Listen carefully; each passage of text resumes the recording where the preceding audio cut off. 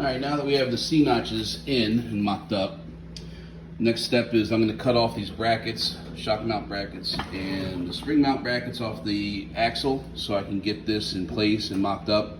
I got everything in from Outcast this week, so the rest of the items that I needed. So I can go ahead and start mocking up the four-link.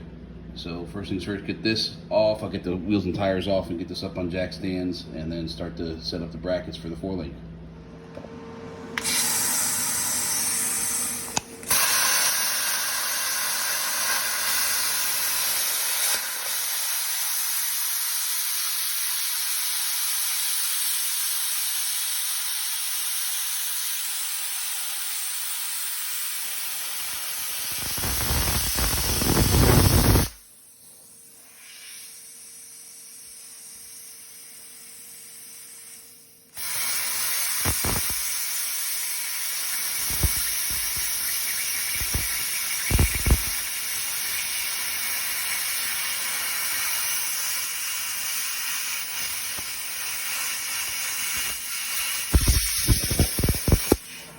All right, got the spring mount cut off with the plasma.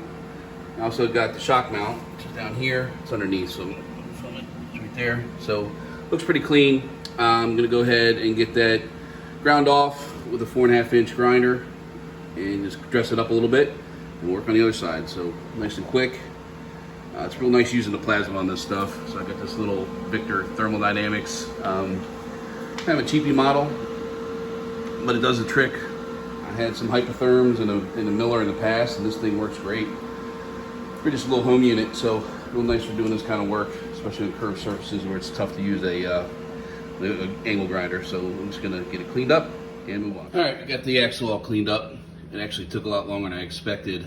When they had welded it on there, they cratered the metal, so I had to weld that up and grind it, and just kind of keep messing with it. So looks pretty good. Other side's done for where the shock mount was, so we're all good to go.